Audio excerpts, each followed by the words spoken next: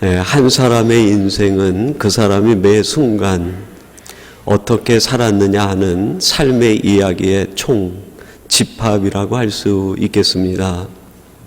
내 인생은 오늘 내가 살아가는 삶의 이야기가 합혀져서 결국 나의 인생이 되고 나의 히스토리가 됩니다. 그래서 우리 크리스찬들은 매 순간을 소홀히 할 수 없고 매 순간순간을 믿음으로 신앙으로 복음적으로 말씀을 쫓아 살아가야만 합니다. 오늘을 내가 자칫 욕망에 이끌리면 내 인생의 이야기는 욕망의 이야기가 됩니다. 오늘 자칫 사람이 내 마음에 격분시키는 감정을 따라 살게 되면 내 인생은 감정 이야기가 됩니다. 오늘 내가 살아가는 것이 사람과 불편한 마음으로 살아간다고 하면 내 인생 이야기는 불편한 이야기가 되고 맙니다. 그러나 그런 상황이 늘 우리를 공격한다 하더라도 그 가운데서도 믿음을 지키고 믿음을 따라 살면 내 인생 이야기는 믿음 이야기가 됩니다. 거짓이 난무한 세상일지라도 거짓을 쫓는 것이 아니라 진리를 따라 살면 거짓된 세상에서 진리의 삶의 이야기를 남기는 사람이 될 수 있는 것이죠. 복음이 애매해지고 복음이 희석되어진 변질되어가는 이 시대 속에서도 우리가 복음을 붙들고 살아가면 결국 우리의 인생은 복음 이야기가 됩니다. 여러분들의 삶은 세상에 이끌린 세상적 이야기가 아니라 하나님에게 이끌린 말씀에 이끌린 복음에 이끌린 하나님이 기억하는 아름다운 신앙의 이야기를 남기는 성도들이 되시기를 주님의 이름으로 축원합니다. 오늘 본문에 보면 복음서 가운데서도 가장 아름다운 신앙 이야기를 남긴 한 여인의 이야기가 중심 이야기입니다. 예수님 앞에 옥합을 깨뜨려 향유를 다 쏟아 부어준 이 여인의 이야기를 오늘 본문 9절에 보면 복음이 전파되는 곳엔 이 여인의 이야기도 기억되리라 라고 말씀하신 것처럼 가장 아름다운 신앙의 이야기를 남긴 여인의 이야기가 오늘 본문입니다. 그래서 오늘 말씀을 함께 추적해 가면서 또 묵상해 가면서 우리들도 이렇게 시대를 초월하여 아름다운 신앙 이야기를 남기려면 어떻게 해야 되겠는가? 거기에 초점을 두고 함께 말씀을 생각하고 또 오늘 내게 주시는 하나님의 메시지와 교훈을 함께 나누고자 합니다. 첫째, 우리들이 살아가는 삶의 이야기가 아름다운 신앙 이야기가 되기 위해서는 우리가 예수님 발 앞에 다 쏟아붓는 삶을 살아야 됩니다. 아까 잊어버리고 간 것 같아요. 오늘 우리 앙상블 같이 찬양대가 하는데 얼마나 귀하게 앙상블이 함께 하나님 앞에 영광을 돌리는지 우리 지금 소년부에 있는 친구부터 해서 우리 청년들 켄 집사님까지 해서 정말 크게 찬양대와 함께 영광을 돌려주셨는데 우리 찬양대와 앙상블로 함께 하신 분들에게 박수로 우리 한번 격려해 주십시오.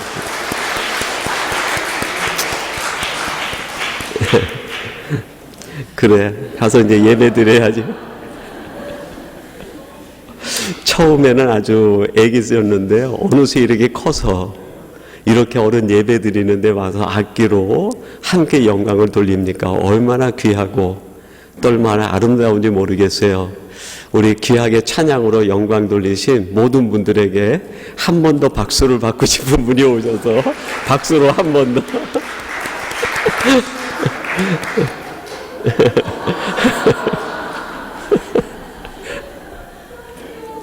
제가 어디까지 했어요? 예, 오늘 본문에 보면 가장 아름다운 그 신앙 이야기를 남긴 이 여인, 어떻게 이렇게 아름다운 신앙 이야기를 남길 수 있었는가? 그 첫 번째는 예수님에게 자신이 할 수 있을 때 다 쏟아붓는 사람이었기 때문에 아름다운 신앙의 이야기를 남길 수 있었습니다. 여러분, 오늘 본문 3절 말씀인데 3절 말씀 한번 주목해 보세요. 제가 봉독해 드리겠습니다. 3절입니다. 예수께서 베다니 나병 환자 시몬의 집에서 식사하실 때에 한 여자가 매우 값진 향유고 순전한 나드 한 옥합을 가지고 와서 그 옥합을 깨뜨려 예수의 머리에 부으니 그랬어요.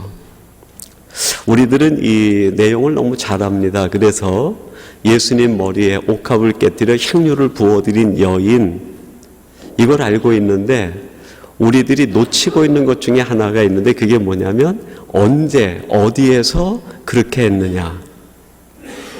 오늘 3절에 보니까 나병 환자 시몬의 집에 예수님이 식사하실 때에 이 여인이 들어가서 옥합을 깨뜨려 가지고 예수님 머리에 향유를 부어드리고 그 흘러내리는 향유가 발에 내려갔을 때 자기의 머리칼로 발을 닦아드리는 거예요. 옥합을 깨뜨려 향유를 부은 여인, 이해됩니다. 근데 여러분이 상황이, 지금 이 장소가 이해가 됩니까? 당시 유대인들은 나병 환자, 문둥병 환자들과는 격리를 시켰어요. 그래서 가고 싶다고 갈 수 있는 곳이 아니고 오라고 한다고 해서 올 수 있는 곳이 아닙니다. 가족들도 멀리하고 친구들도 가까이 하지 않는 그 집에 지금 이 여인이 향유 한 옥합을 들고 달려가서 그걸 깨뜨려 예수님 머리에 부어드린 거예요. 집으로 간 것, 그것도 대단한 일인데 지금 이 상황이 뭡니까? 식사 시간이에요. 예수님이 응접실에서 가만히 식사를 기다리고 있는 여유로운 시간이었다고 하면 납득이 되고 이해가 되는데 지금 식사하시는 시간에 옥합을 깨뜨려서 예수님 머리에 부어드린 거예요.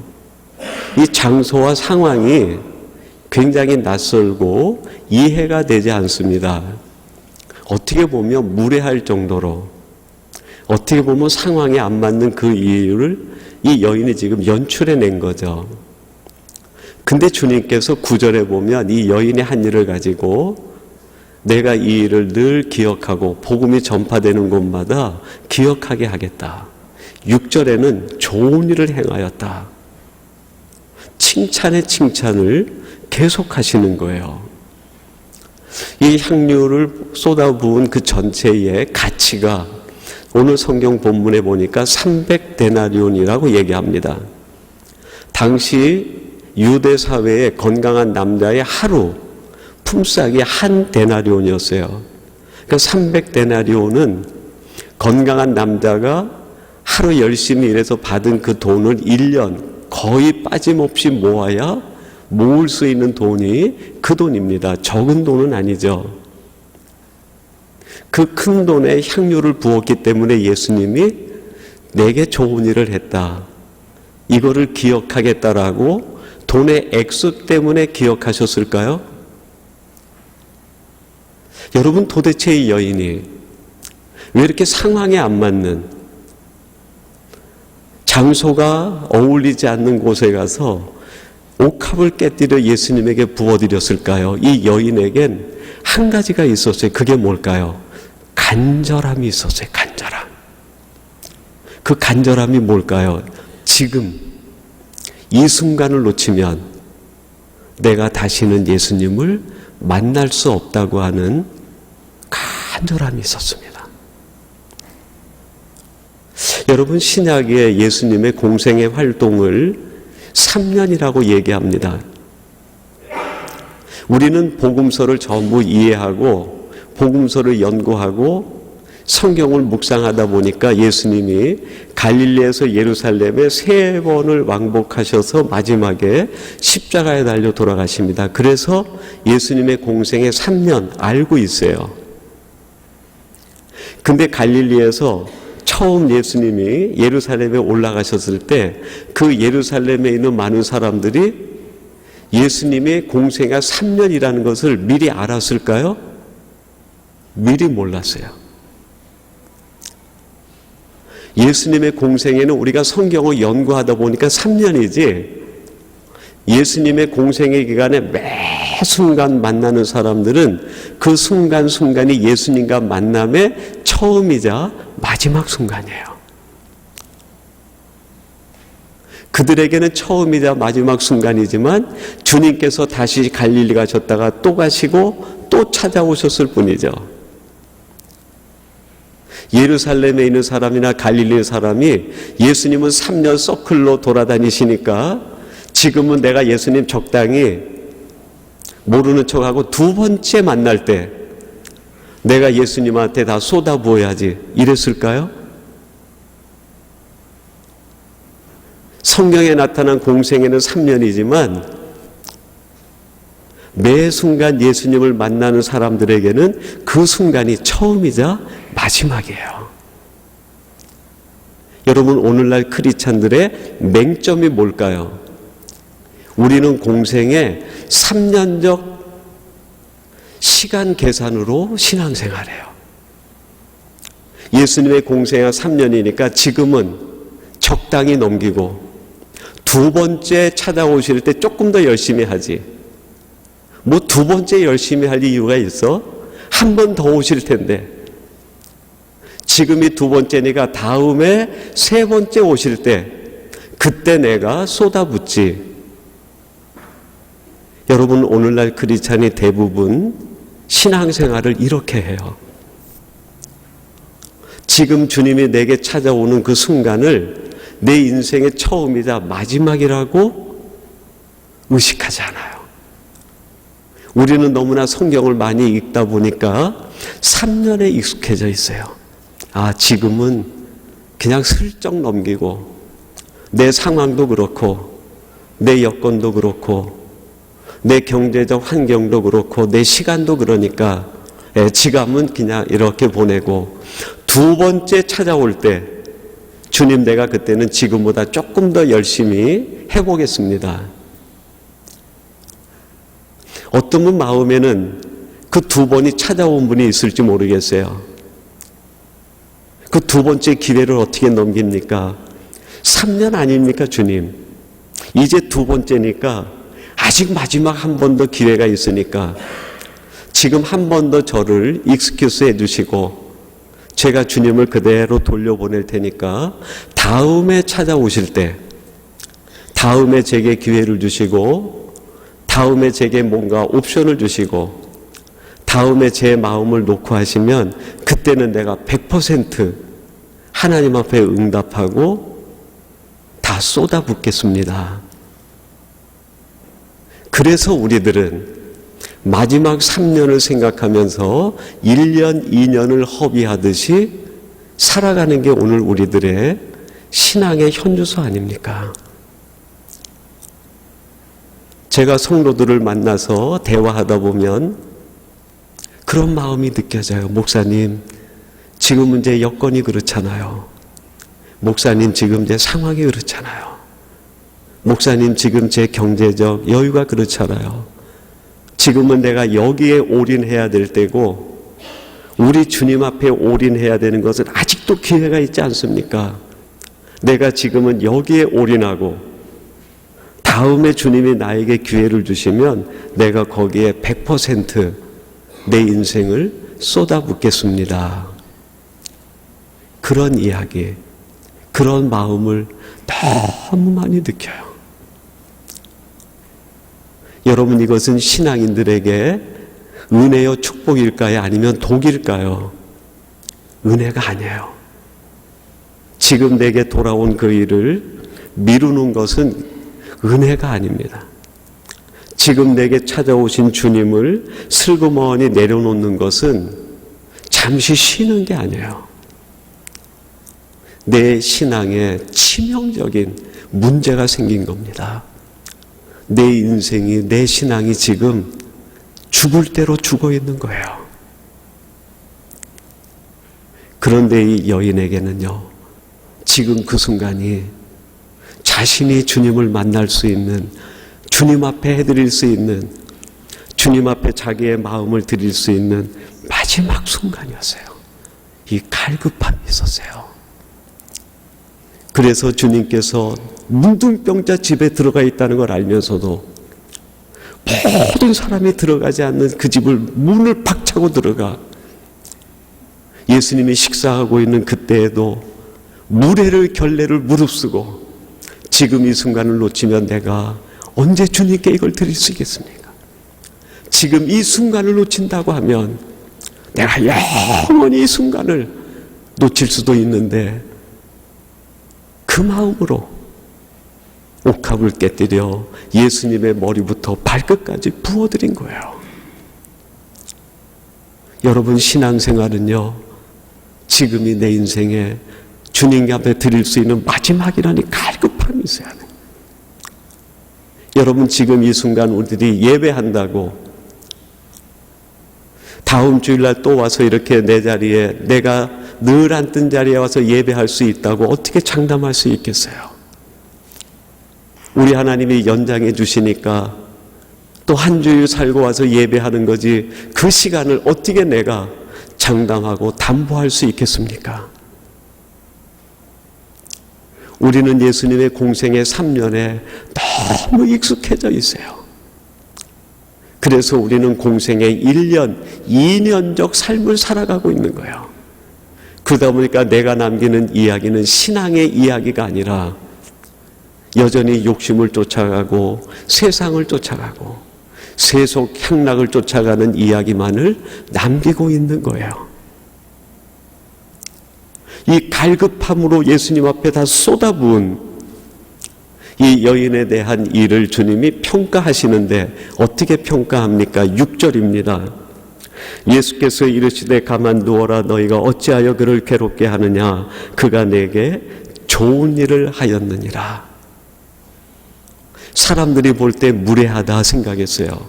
상황에 맞지 않는다는. 어떻게 이렇게 할 수 있느냐? 사람들이 핀잔합니다. 야, 지금 어떻게 네 형편에 이 일을 하니? 어떻게 지금 네 경제적 형편에 이렇게 헌금하고 이렇게 신앙생활하니? 지금 네 시간 속에서 어떻게 시간을 내서 예배하고 새벽 예배하고 수요 예배하고 어떻게 이렇게 하니? 네 건강도 생각해야 되는 거 아니야? 네 시간도 생각하고 내일 직장 가야 되는데 직장 가기 전에는 네 건강도 챙겨야 되는 거 아니야? 이 여인에게도 수많은 소리가 들렸을 거예요. 근데 여인에겐 그 소리가 들리지 않았어요. 오직 지금 주님을 만나러 가야 한다는 이 갈급함이 그 여인의 마음을 지배했기 때문입니다. 주님이 좋은 일이라고 했어요. 뭐가 좋은 일일까요?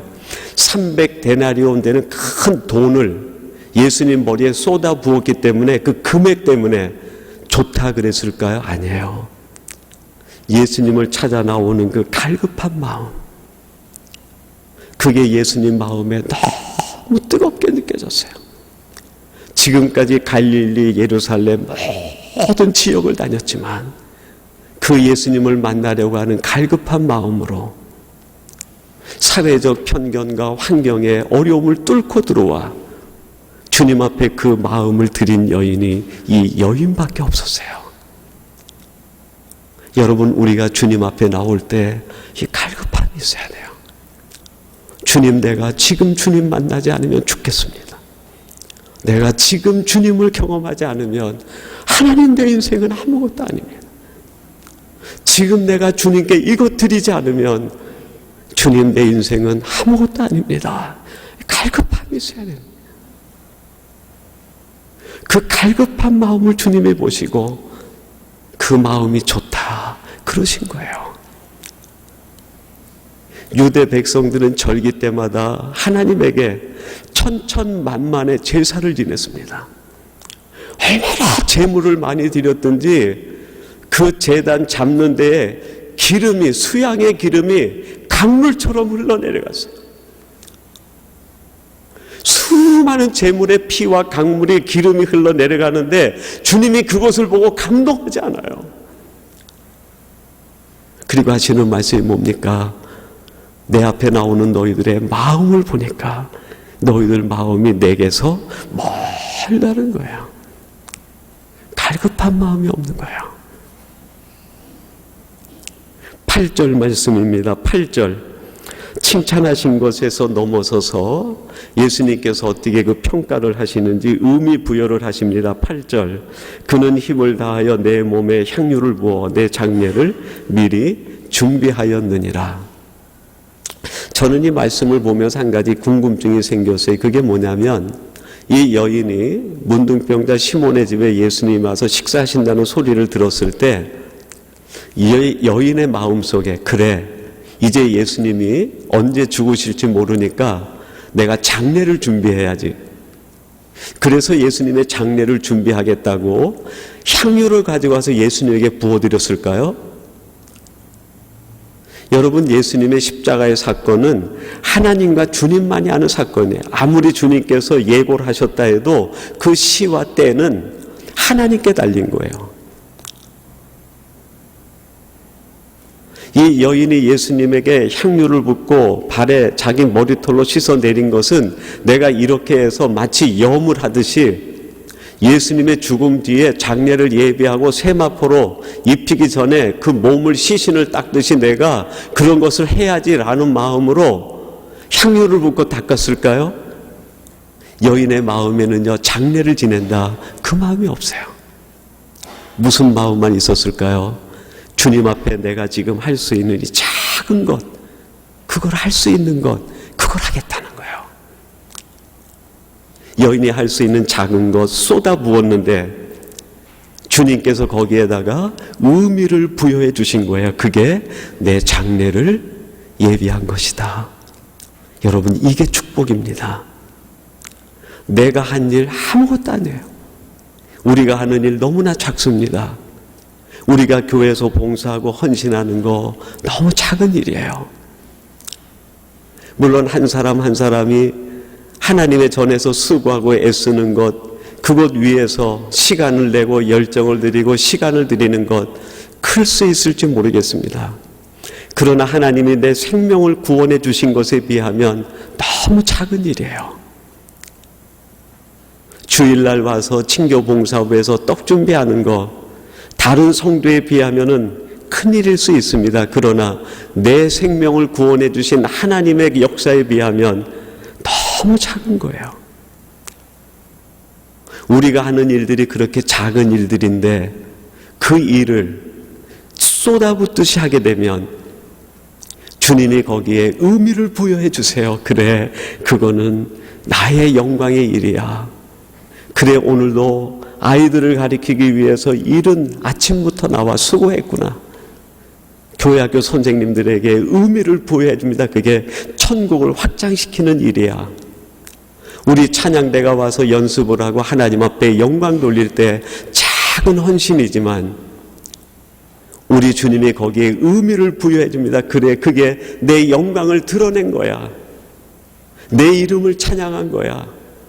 나를 높인 거야. 나를 기념한 거야. 여러분, 우리가 한 거는 작은데 그걸 주님이 의미를 부여해 주셔서 큰 일이 되는 거예요. 목사인 제가 목사 일을 하는 거 너무 작은 일입니다. 그런데 하나님이 의미를 부여해 주시는 거예요. 그래, 내가 오늘도 목사로 하루를 살았구나. 하나님의 나라를 전하기 위해 수고했구나. 의미를 부여해 주는 거예요. 우리 장로님, 집사님, 권사님들이 교회 어려운 일을 맡아서 도맡아 합니다. 주방에서 일하고 의자를 피고 의자를 접는 일. 주님이 거기에 의미를 부여해 주시는 거예요. 그래, 천국 잔치를 위해서 이렇게 수고하는구나. 이 여인이 처음부터 의도해서 한 건 아니지만 이 여인이 한 일에 대하여 우리 주님이 하나님이 의미를 부여해 주시는 거예요. 그게 뭘까요? 주님의 의미가 부여되는 순간에 우리가 한 보잘것없는 그 일이 하나님의 영광의 일이 됩니다. 내가 하나님의 영광을 위해서 일을 해야지 그게 아니에요. 내가 하나님의 영광을 위해서 찬양해야지 그게 아닙니다. 내가 하나님의 영광을 위하여 주방에서 일을 해야지 그게 아닙니다. 내가 하나님의 영광을 위하여 애들을 가르쳐야지 아닙니다. 그렇게 내 의도가 들어가면 주님이 의미를 부여할 수가 없어요. 나의 요령이 들어가면 주님이 의미를 부여할 수가 없어요. 내 꾀가 들어가면 주님이 의미를 부여할 수가 없어요. 여러분, 만약에 이 여인이 예수님에게 향유를 부어드리면서 주님, 내가 장례를 준비하겠습니다 그랬다고 하면 주님께서 그래, 내가 나의 장례를 예비했구나 말씀하셨을까요? 침묵하셨을 겁니다. 그러나 순수한 마음으로 하나님, 지금 내가 할 수 있는 힘, 내가 할 수 있는 시간, 내가 할 수 있는 은사, 이것밖에 안 돼서 이거밖에 드리지 못합니다. 이거밖에 할 것이 없습니다. 내가 할 수 있는 최선의 헌신, 최선의 수고가 이거밖에 아닙니다. 눈물을 흘리며 죄송한 마음으로, 정말 낮은 자의 자세로, 겸손의 마음으로 그렇게 할 때 주님께서 거기에 의미를 부여해 주시는 거예요. 내가 한다, 내가 한다, 내가 한다. 내가 한 그 일이 천국의 일이고, 내가 한 그 일이 나의 영광의 일이고, 내가 한 그 일을 내가 영원히 기념할 거야 말씀하시는 거예요.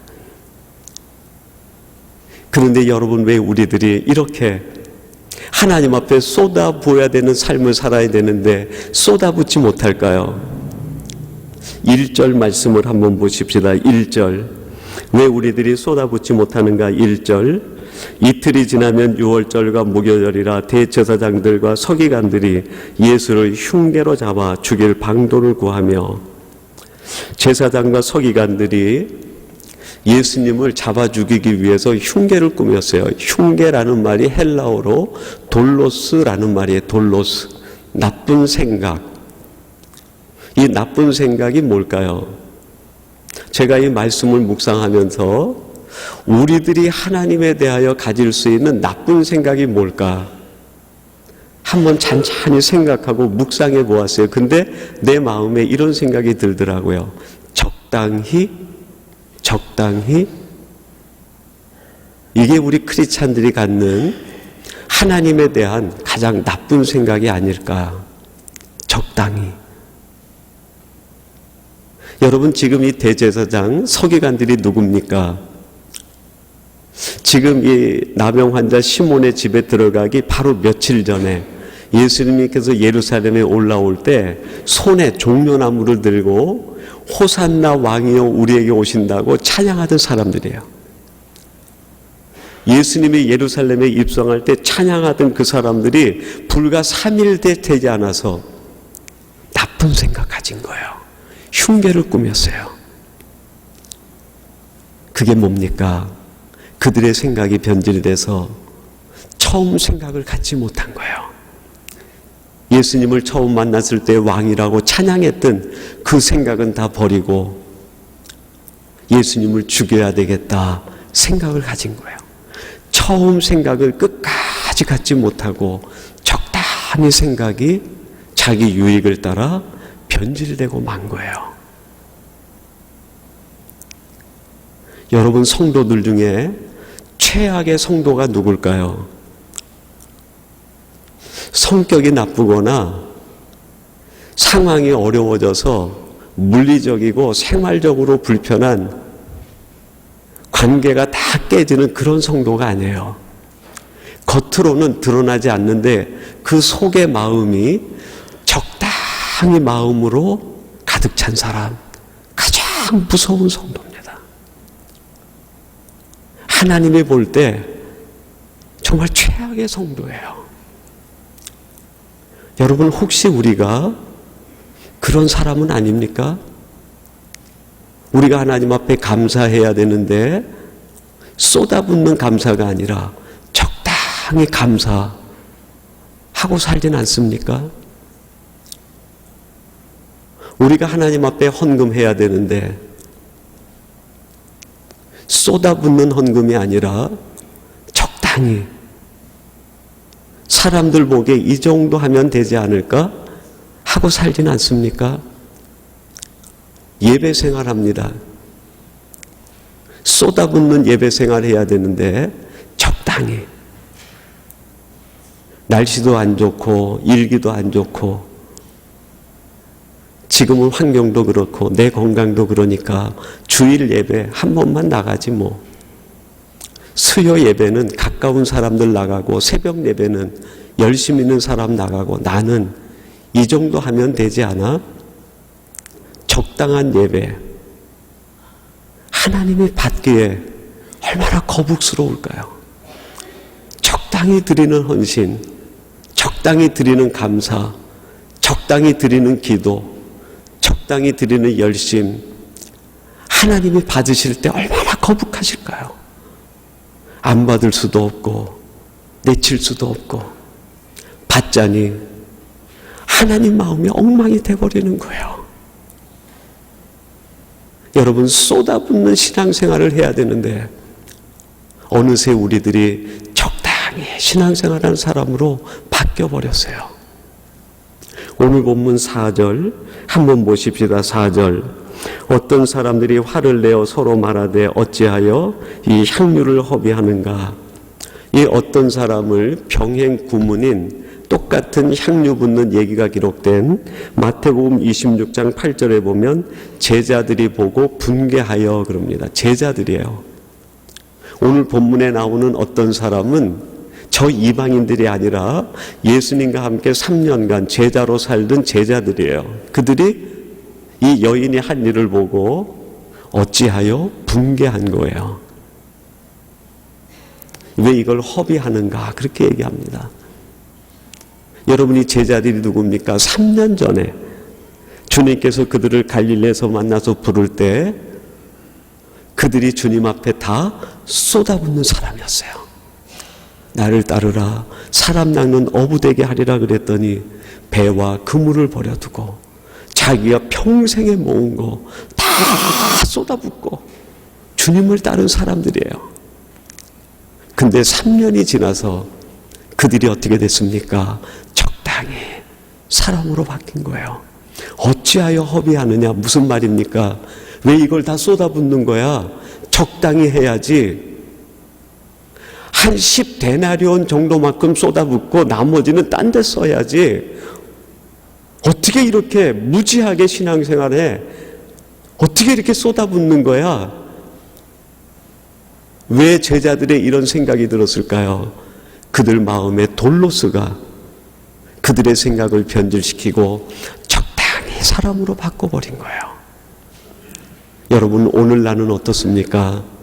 주님을 처음 만났을 때는 다 쏟아놓은 마음으로 주님을 생각만 해도 눈물이 쏟아지고 주님을 생각만 해도 내 시간과 열정과 마음과 삶을 다 쏟아부었는데 지금은 어느새 내가 적당한 사람으로 바뀌어버렸어요. 예배 적당히 하지, 감사 적당히 하지, 헌신 적당히 하지, 기도 적당히 하지, 말씀 묵상 적당히 하지.